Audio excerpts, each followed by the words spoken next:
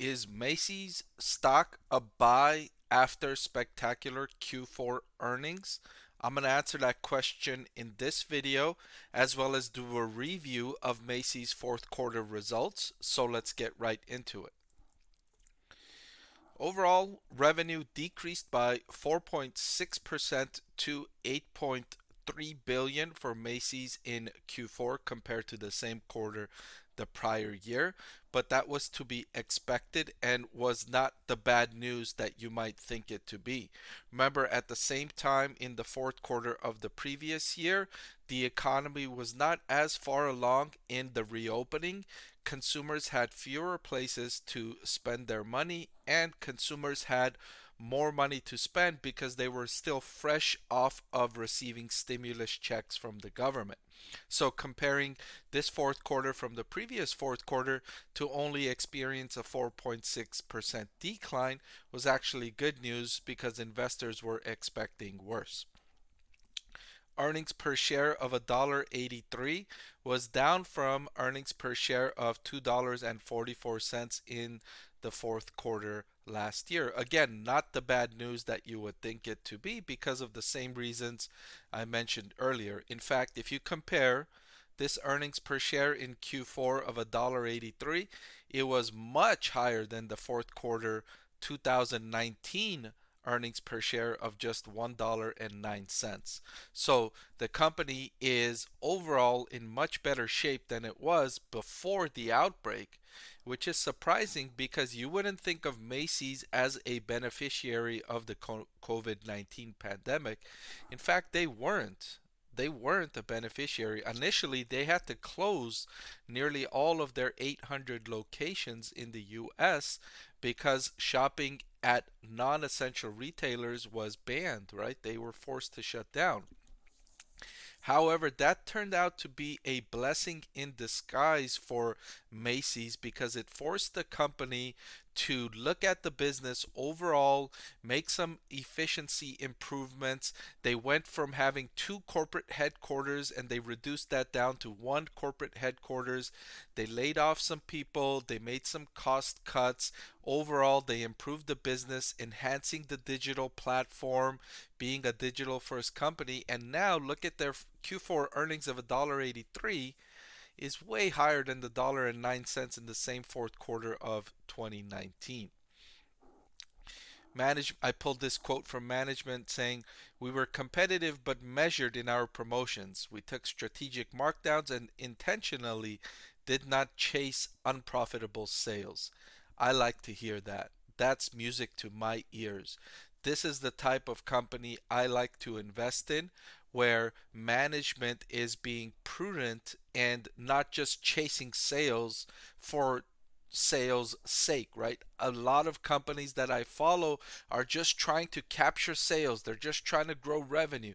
They're just trying to gain market share as much as possible.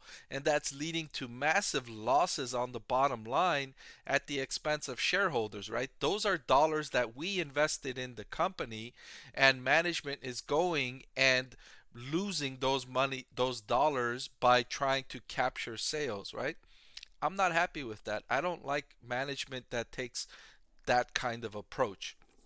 So Macy's has done an excellent job in my opinion. I'm a Macy's shareholder.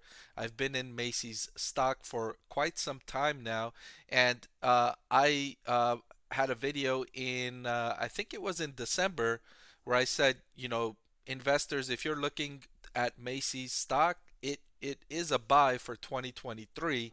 So far, as of this recording, the stock is up about 10% in 2023. So if you followed that recommendation, you would be up about 10%. I uh, I will update that recommendation at the end of this video.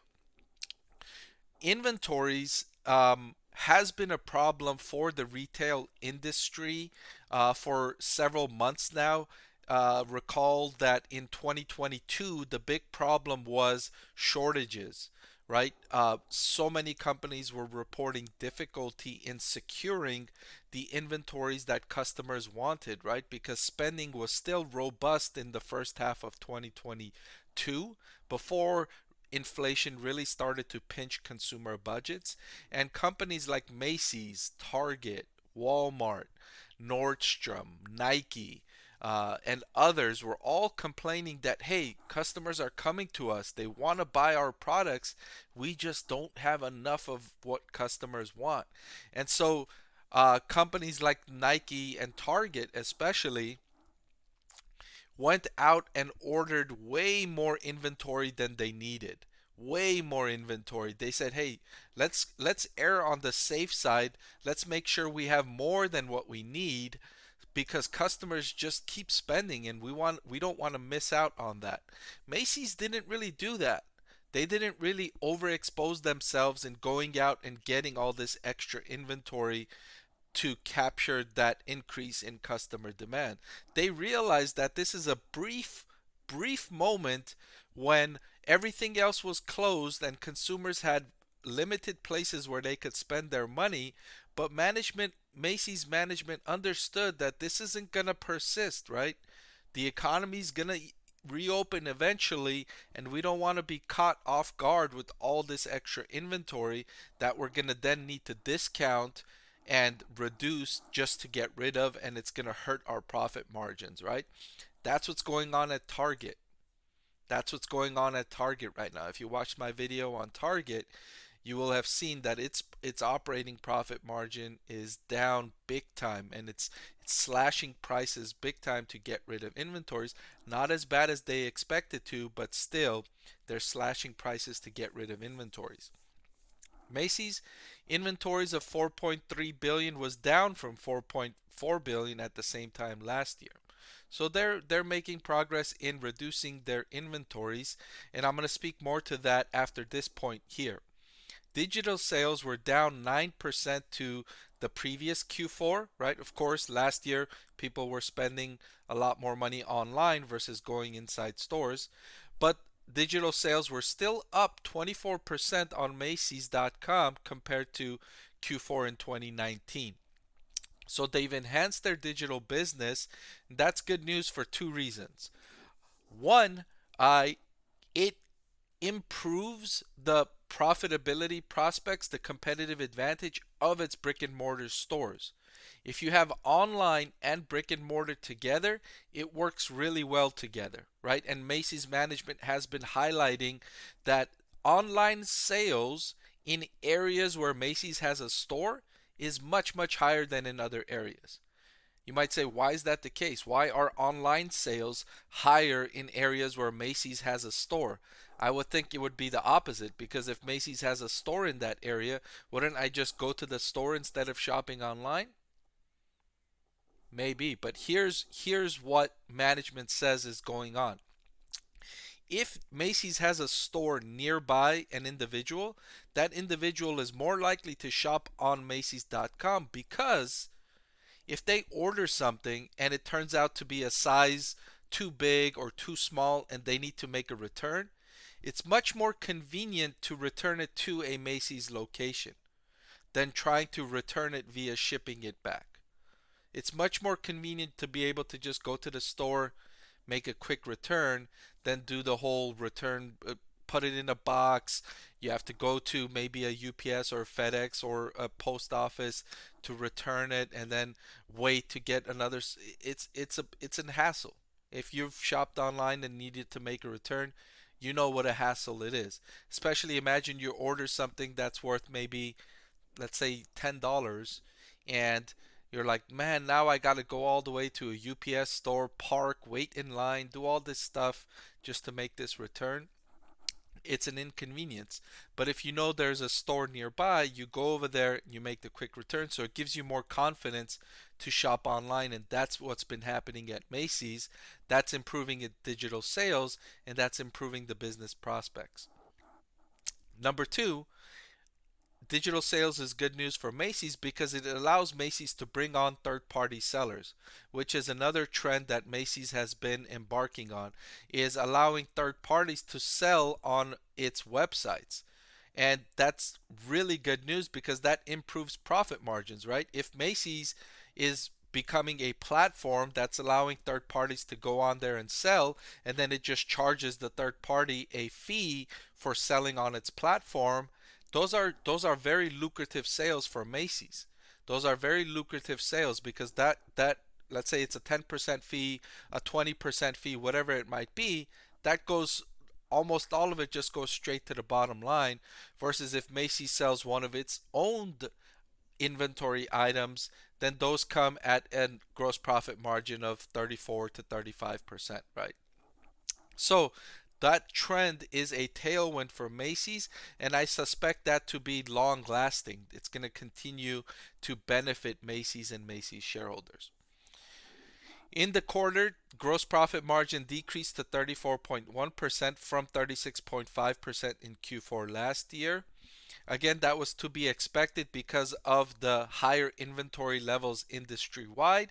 And this year is not like last year where companies were just able to sell everything at full price and customers just had to take it or leave it because there were supply chain shortages everywhere, right? So there wasn't a need for markdowns. It was just customers would go into your store, and if you had what they were looking for, they were buying it. They were paying full price. That's not the case this year. As inventories have soared and there's more selection, customers are being more picky. And also, by the way, they haven't had a stimulus check in over a year, and so they're a lot more restricted in terms of their discretionary budgets. For fiscal 2023, Macy's is forecasting net sales of $24 billion, which would be down just 2% year over year. Again, that was a relief to some investors who were worried that these decreases in sales would be bigger in 2023, considering all of the headwinds that I mentioned already. So overall, a really good quarter for Macy's. And to answer the question, is Macy's stock still a buy, even though it's up roughly 10% after these excellent earnings results? I want to thank the Motley Fool for sponsoring this video. Visit fool.com/parkev for the 10 best stocks to buy now. I would say yes, you can still buy Macy's stock. It's still an excellent dividend stock to own. The stock is not expensive at all.